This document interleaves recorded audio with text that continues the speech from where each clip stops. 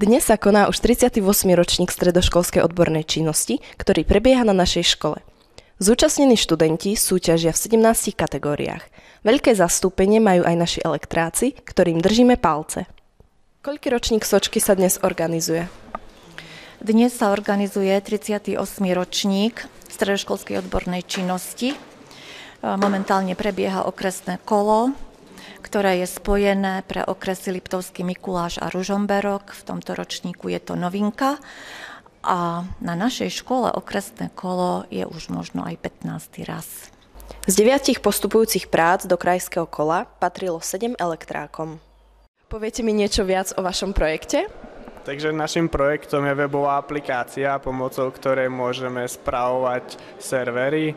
Je to optimalizované pre dve verzie, jedna je mobilná, jedna je počítačová verzia prehliadačov.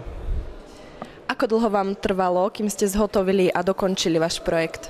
No, projekt nám trval približne 1,5 roka z dôvodu toho, že sme mali nedostatok času kvôli školským aktivitám a aktivitám mimo toho. Ako sa cítiš po odprezentovaní tvojho projektu?